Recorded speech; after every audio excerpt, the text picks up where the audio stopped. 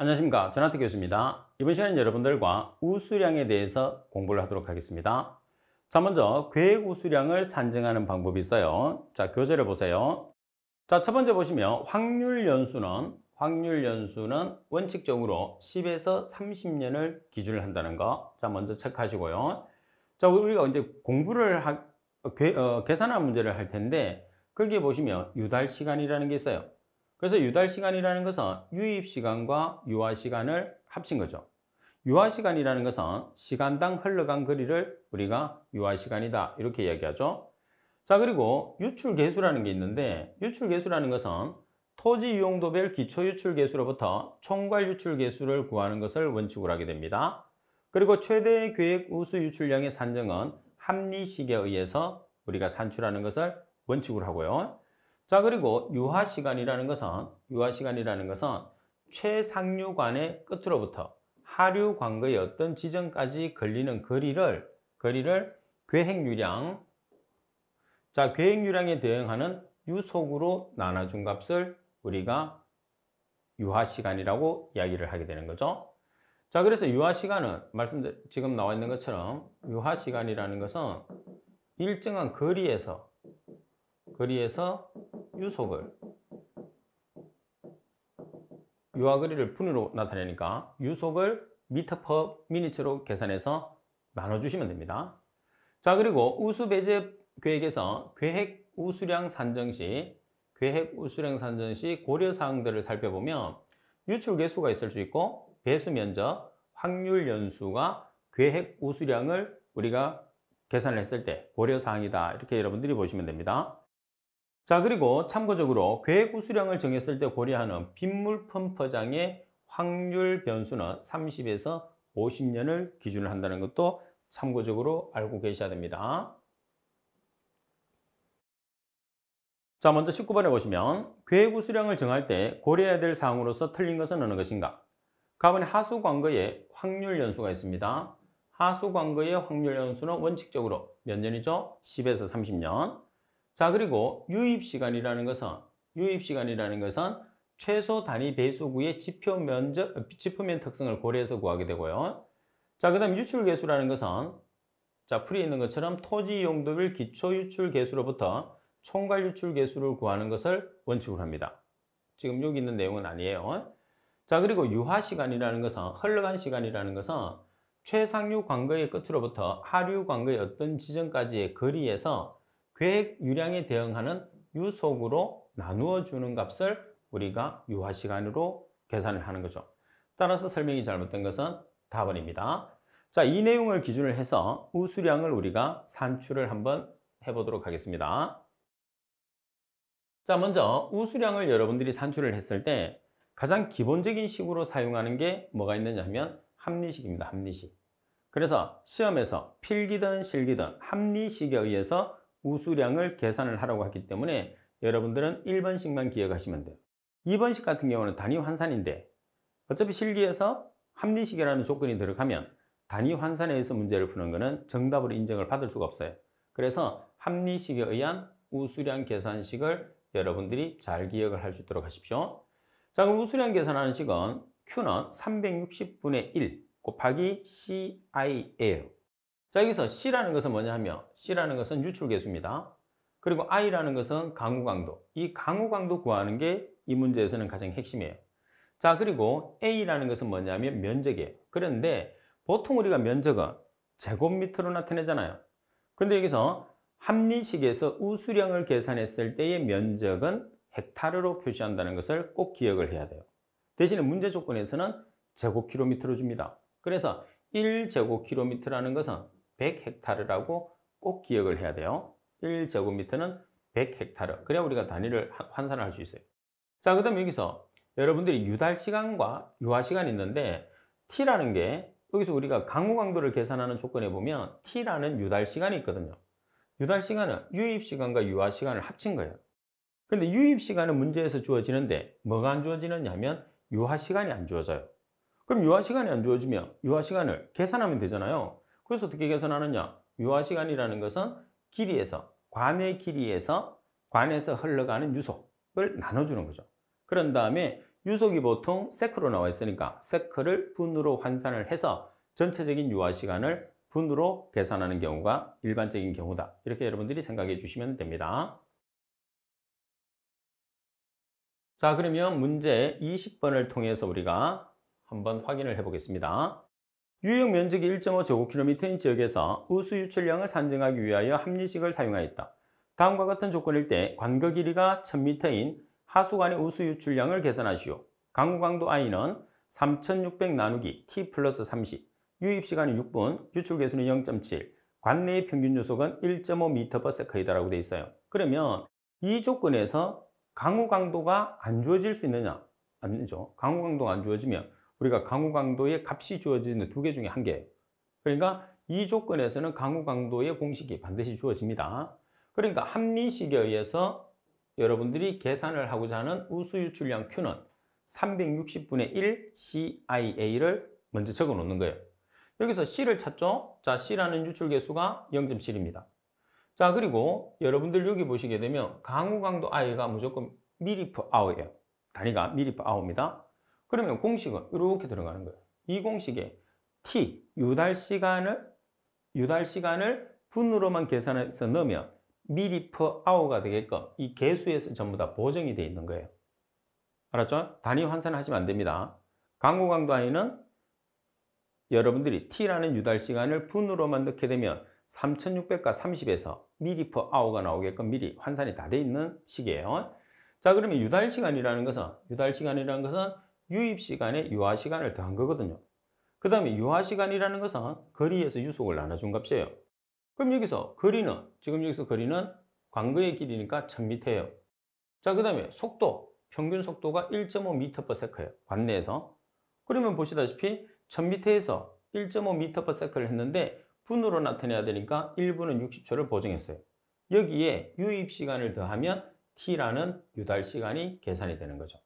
따라서 유달 시간은 11.11분이라는 값이 나왔어요. 그러면 강우 강도 I, 여기에 3600 나누기 T 17.11분 플러스 30. 그러면 이 조건에 의해서 단위가 ml/h가 나온다는 것을 꼭 기억을 해야 돼요. 별도로 보정하시면 안 됩니다. 따라서 76.42 ml/h가 나오게 되는 거예요. 자, 그런 다음에 면적은 지금 면적이 얼마로 주어졌느냐 하면 문제 조건에서 1.5제곱킬로미터로 주어졌어요. 1.5제곱킬로미터니까 1제곱킬로미터는 얼마라고 그랬죠? 100헥타르. 꼭 기억을 해야 됩니다. 그러면 150헥타르가 되는 거죠. 그래서 이 식에 대입을 해요. 자, 360분의 1 곱하기 C라는 개수가 0.7, I라는 강우 강도가 지금 우리가 계산한 값이 76.42 ml/h. 자, 그리고 면적이 150헥타르. 따라서 계산을 하시게 되면 얼마가 되는 거죠? 22.29 m의 삼성/s라는 값이 나오게 되는 거예요. 아시겠죠? 자, 그럼 이 문제에서 조심을 해야 되는 게 뭐냐면, 강우 강도를 계산을 했을 때, 이 공식에서 T라는 유달 시간을 분으로 대입하게 되면 강우 강도의 단위는 ml/h가 된다는 것을 머릿속에 꼭 기억을 해 주셔야 됩니다. 별도로 잘 모르는 학생들은 또 이걸 환산을 하는 친구들이 있거든요. 그러면 문제를 풀 수가 없어요. 자, 아주 중요한 내용입니다. 자, 그리고 세 번째, 우수바지를 설치합니다. 말 그대로 물바지를 설치하는 거죠. 자, 협작물 및 토사의 유입을 저감할 수 있는 방안을 고려해야 한다. 자, 설치 위치는 우수바지를 설치할 수 있는 위치를 보시게 되면 보도, 우리가 사람이 걷는 도로죠. 그리고 차도 구변이 없는 경우에서는, 그러니까 보도와 차도 구변이 없는 곳에서는 도로와 사유지의 경계에 설치하는 것을 원칙으로 합니다. 자, 사람이 걷는 보도와 차도의 구변이 없는 경우에서는 도로와 사유지의 경계. 자, 그리고 도로에 물이 모이기 쉬운 장소나 C형 척구의 유하 방향 하단부에 반드시 설치를 합니다. 도로에 물이 모이기 쉬운 장소나 C형 척구의 유하 방향, 흐르는 방향 하단부에 반드시 설치를 한다는 거. 그리고 횡단보도 및 가옥의 출입구 앞에는 가급적인 설치를 해서는 안 돼요. 왜 그러냐면 민간인들이 피해를 받기 때문입니다. 자, 그리고 우수토실이라고 있는데 합류식 하수도에서 주로 처리를 하고 가능한 방류수역 가까이 설치하고, 그 다음 우수토실에서 괴 가수량은 우천시 괴 구수량을 말하고, 그 다음에 오수 유출 관거에서는 소정의 유량 이상은 흐르지 않도록 한다. 우수토실은 이런 장치가 있다는 것 정도만 참고하시면 돼요. 자, 그러면 21번 문제를 보시게 되면, 자, 하수 관거의 우수토실에 대한 내용으로서 틀린 것은 어느 것인가? 가번은 우수 원유량은 계획 하수량에서 우천시 계획 오수량을 뺀 양으로 한다. 답은 우수 토실의 우수 유출 관거에는 소정의 유량 이상이 흐르도록 하여야 한다고 그랬어요. 소정의 유량 이상이 흐르도록 한다가 아니고 흐르지 않도록 해야 된다가 나와 있습니다. 이 문제는 문제만 봐주셔도 돼요. 그 다음 우수 토실은 위어형 이외에서는 수직 오리피스, 기계식 수동 수문 및 자동 수문 볼텍스 밸브류를 사용할 수 있다. 우수 토실을 설치하는 위치는 차직 관거의 배치, 방류 수면 및 방류 지역의 주변 환경 등을 고려해서 선정을 한다고 되어 있죠. 따라서 따라서 조금 전에 말씀드린 것처럼 우수 토실 같은 경우에서는 지금 보고 있는 21번 문제 정도로만 여러분들이 기억을 해줘도 문제를 맞출 수가 있습니다. 자, 그리고 맨홀입니다. 맨홀. 자, 맨홀의 설치 간격 및 맨홀 부속품이 나와 있는데, 실제로 여기서 제일 중요한 것은 맨홀의 설치 간격이겠죠. 그래서 관경에 따라서 맨홀의 설치 간격이 달라져요. 그래서 지금 내용이 보시게 되면 기준을 여러분들이 잡았을 때 1000m를 기준을 잡겠습니다. 1000mm.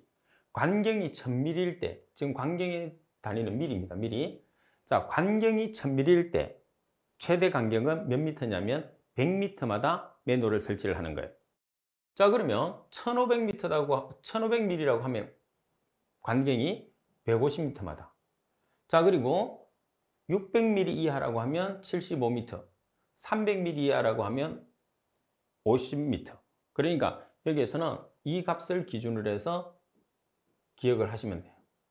나머지는 모르면 어쩔 수 없고. 그죠? 자, 그래서 1000mm 이하에서는 100m마다, 1500mm 이하에서는 150m마다, 600mm 이하에서는 75m마다, 300mm 이하에서는 50m마다 뭐를 설치한다고? 맨홀을 설치하게 됩니다. 자, 그리고 관거의 기점 및 방향이 변하는 곳에 주로 설치를 합니다. 자, 관거의 기점, 시작하는 지점, 그리고 방향이 바뀌는 지점에 보통 맨홀을 설치하게 되죠. 그리고 맨홀 부속물인 인버터 발 디딤부는 보통 10에서 20%의 횡단 경사를 둬야 됩니다. 그래서 횡단 경사는 횡방향으로 경사를 둘 때는 10에서 20%. 자, 그리고 맨홀 부속품이 인버터는 하류 관거의 간격 및 경사와 동일하게 합니다. 그리고 맨홀 상판은 유지 관리상 작업원이 서서 작업할 수 있도록 1.8에서 2.0m 정도로 하는 것이 바람직합니다. 맨홀 상판은. 자, 맨홀에 대한 문제를 보도록 하겠습니다. 자, 22번 문제를 보면 하수관의 맨홀 설치에 관한 설명으로서 틀린 것은 가번의 맨홀은 관거의 기점이나 방향, 경사 및 광경 등이 변하는 곳에 무조건 설치를 해야 돼요. 변하는 곳.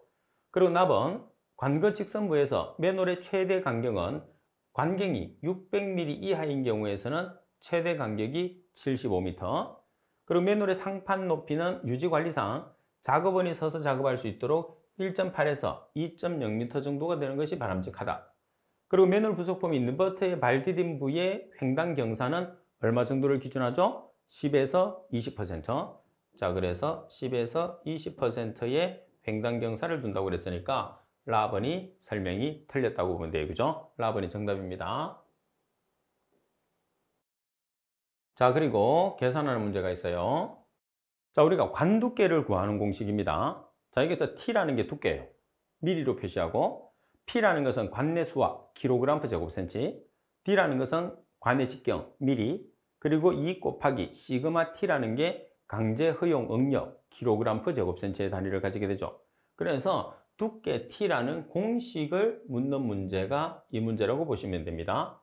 자, 그러면 문제 23번에 보시게 되면 내경이 1000mm인 강관 내로 수압이 10kg/제곱센치로 물이 흐르고 있다. 매설 관관의 최소 두께를 계산하시오. 관의 허용 응력은 1100kg/제곱센치라고 그랬어요. 그러면 관의 우리가 두께 T는 P 곱하기 D 나누기 2 곱하기 시그마 T라고 그랬으니까 여기서 P라는 값이 얼마가 되는 거예요? 수압 P가 되니까 10kg/제곱센치가 되는 거죠. 자, 그리고 D라는 관경이 1000mm입니다.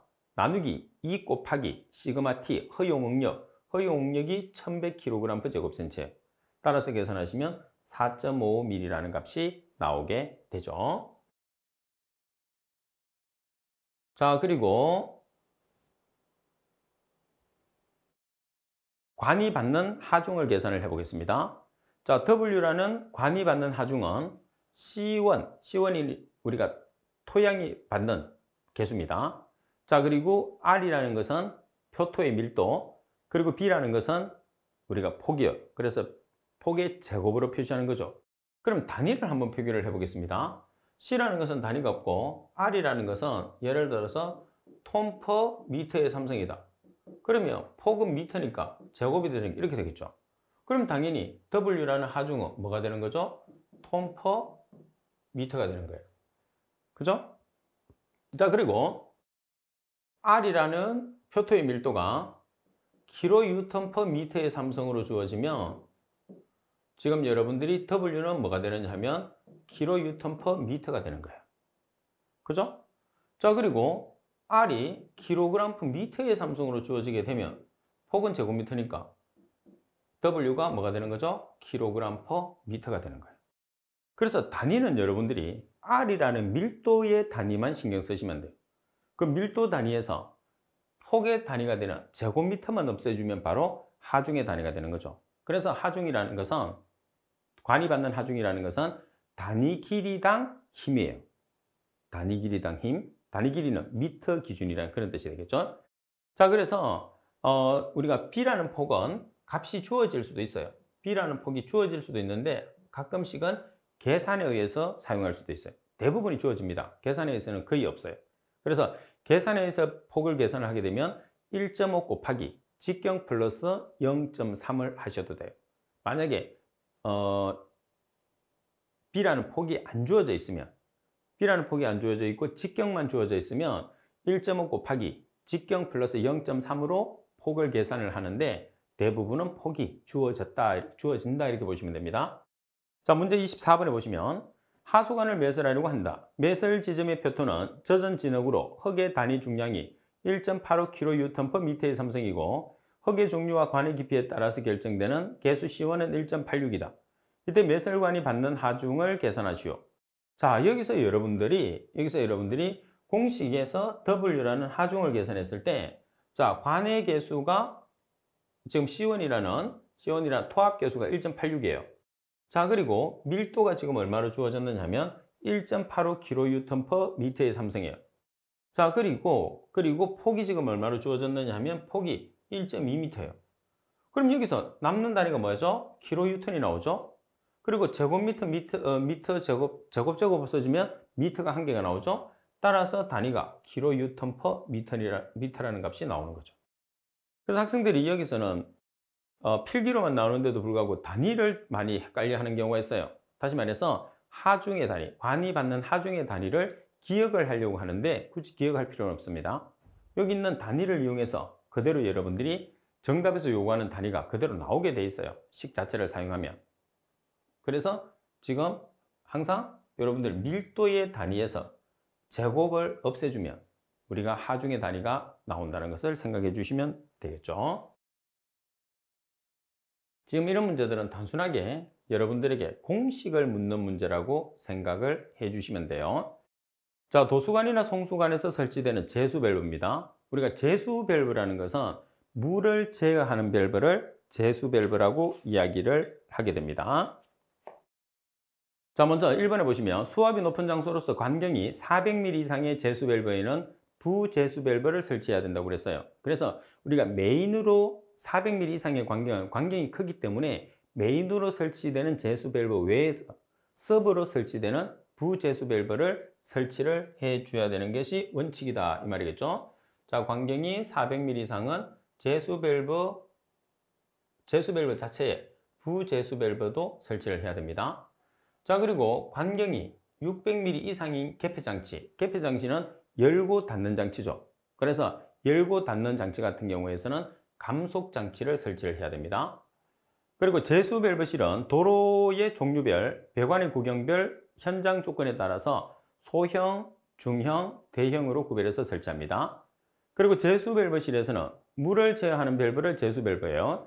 이상 수압 발생 시에 적시 감지하기 위한 수압계 설치 등 배수 및 점검을 위한 구별을 설치한다고 그랬어요. 그래서 큰 내용들은 없습니다. 자, 그리고 9번에 보면 역사이펀관이에요. 자, 역사이펀관 같은 경우에서는 우리가 이론적인 문제도 나올 수 있고 7번 같이 계산 문제로도 나올 수 있기 때문에 우리가 특히 신경을 써 주셔야 되는 부분 중에 하나다 이렇게 보시면 됩니다. 자, 역사이펀실에는 수문 설비 및 깊이 0.5m 정도의 이토실을 설치를 하게 됩니다. 자, 그리고 관거의 흑두께는 1m 이상이며 역사이펀의 관경은 최소 250mm 이상. 자, 여기서 관거의 흑의 두께는 1m 이상, 역사이펀의 관경은 최소 250mm. 그래서 보통 최소 관경의 기준은 250mm예요. 근데 250mm가 넘는 게 딱 두 개겠죠. 뭐가 있어요? 우수관거랑 함유관거. 우수관거와 함유관거는 몇 mm? 300mm. 자, 그런데 최소 관경의 표준이 붙으면 얼마를 빼주면 돼요? 50mm를 빼주면 됩니다. 자, 그리고 역사이펀실의 깊이가 5m 이상인 경우에 중간에 배수 펌프를 설치할 수 있는 설치대를 둔다. 자, 그리고 4번에 보시면 역사이펀 관거와 유입구와 유출구는 손실수도를 적게 하기 위해서 어떤 모양으로 하느냐면 종 모양으로 합니다. 자, 그 다음에 관거 내의 유속은 상류측 관거 내의 유속을 얼마 정도로 증가시키느냐면 20에서 30% 증가시킵니다. 하류측이 아니고 상류측이에요. 상류측. 자, 관거 내의 유속은 상류측 관거 내의 유속을 20에서 30% 증가. 자, 그리고 오수관거와 우수관거를 교차를 해야 되는 경우가 있어요. 그럼 교차를 해야 되는 경우에서는 역사이펀관을 쓰는데 역사이펀관이 아래쪽으로 들어가는 관이에요. 그러면 두 개의 관 중에서 수질이 나쁜 관이 아래쪽에 역사이펀관으로 들어간다고 생각하시면 돼요. 자, 그래서 오수와 우수 중에서는 오수관이 수질이 나쁘죠. 그래서 오수관거를 역사이펀관으로 사용하는 것이 좋다 이렇게 말하죠. 자, 그 다음 역사이펀 같은 경우에서는 U자형이나 V자형으로 나타낸다는 그런 뜻이 됩니다. 자, 관이 이렇게 있어요. 관이 이렇게 있으면 자, 역사이펀관을 만들 때는 이렇게 만든다는 뜻이겠죠. 이렇게 주로 이제 구조물이 있을 때 사용하는 그런 형태다 이렇게 보시면 돼요. 자, 여기서 여러분들 계산하는 문제를 한번 보겠습니다.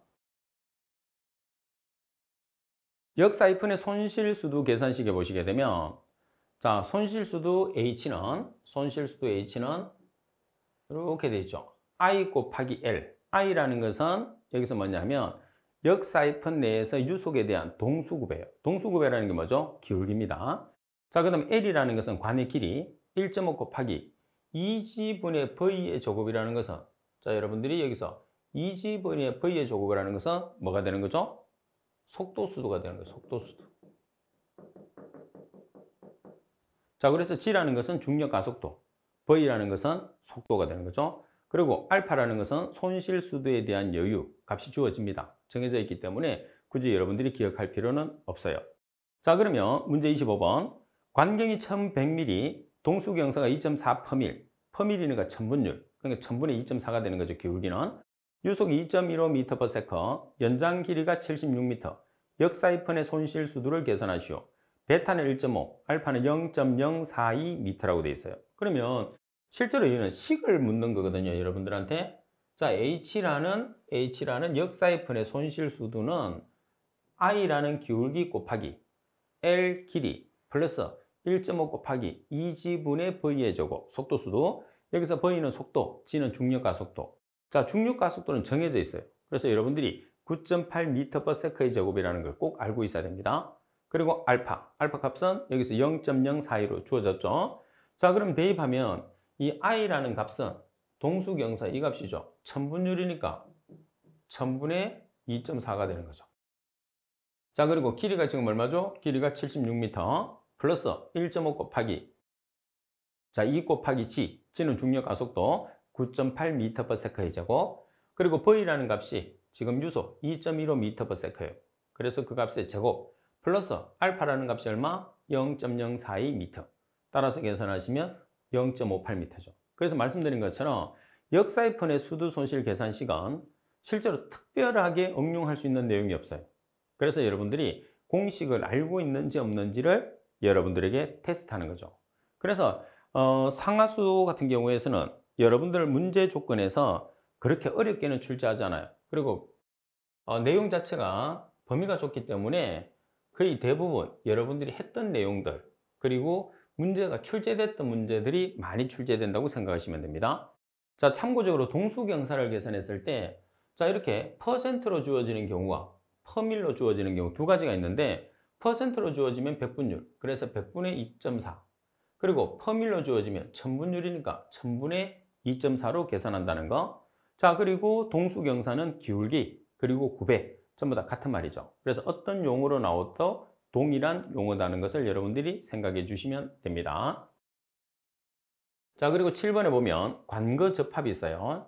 자, 우리가 관거를 접합을 했을 때 가장 대표적으로 사용하는 게 관정접합과 관저접합 두 가지가 있거든요. 그래서 두 가지 정도를 기억을 하는데, 먼저 접합의 종류에는 어떤 접합이 있느냐 하면, 자, 관의 접합의 종류에는 관정접합이라는 게 있어요.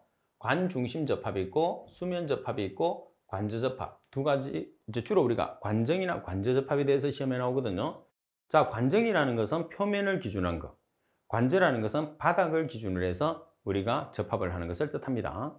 그리고 관경이 변화하는 경우에 접합 방식은 원칙적으로 수면 접합보다는 관정 접합을 중심으로 하는 게 맞다, 이렇게 보는 거죠.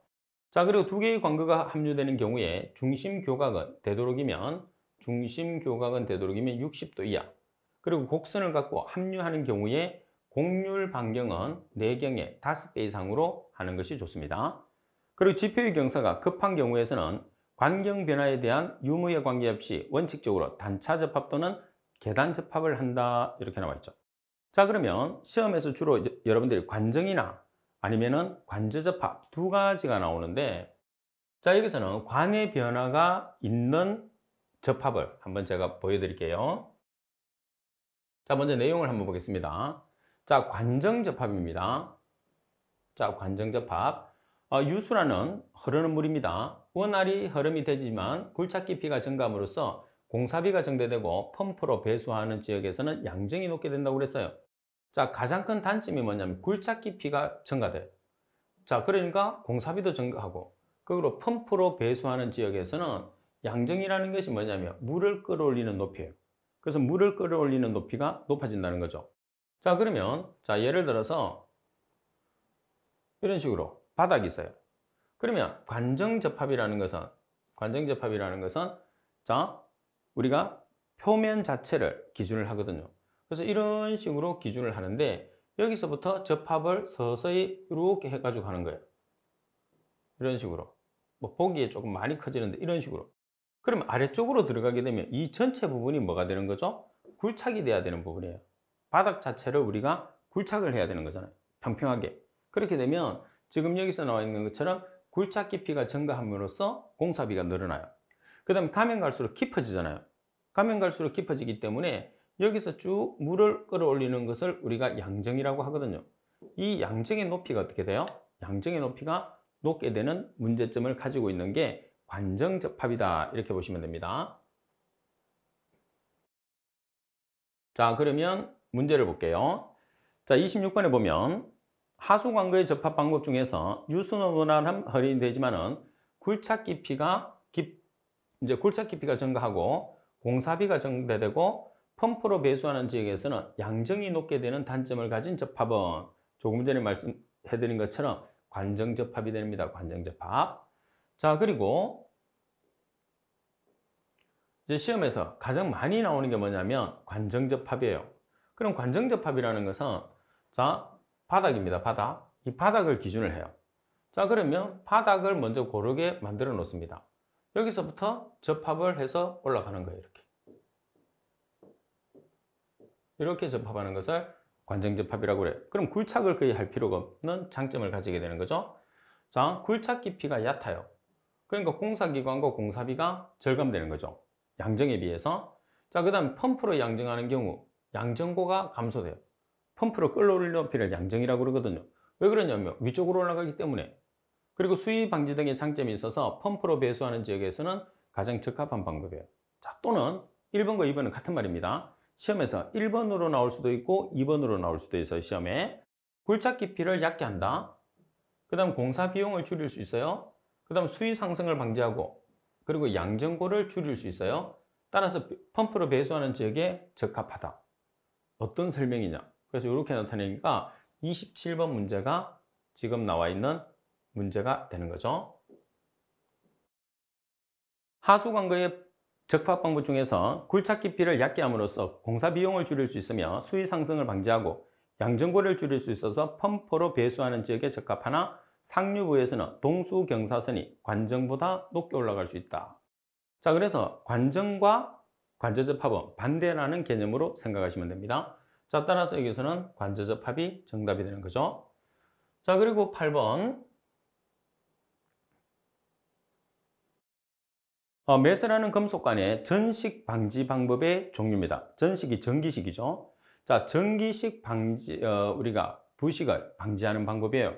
자, 어떤 방법이 있느냐면 강제 배류법, 유전 양극법, 외부 전원법, 이연부의 전련화예요. 외부 전원법이라고 있으니까 시험에서는 내부 전원법 이렇게 만들어내거든요. 그래서 내부 전원법이라는 것은 없어요. 외부 전원법은 있겠지만은. 그래서 이 네 가지는 실기 시험에서도 나올 수 있으니까 여러분들이 주의를 하세요. 전식의 위험이 있는 철도 가까이에 금속관을 매설하는 경우에 금속관을 매설하는 측의 대책, 다시 말해서 전식 방지 대책으로 틀린 것은 어느 것인가? 가번에 이연부의 전련화, 나번에 강제 배류법, 나번에 내부 전원법, 나번에 유전 양극법이 있어요. 그래서 여기서는 내부 전원법이라는 건 없어요. 따라서 외부 전원법이라는 게 있겠죠. 정답은 답은이 정답이 되는 거죠. 자, 이렇게 해서 여러분들과 수업했던 오늘 수업은 이것으로 마치도록 하겠습니다. 수고하셨습니다.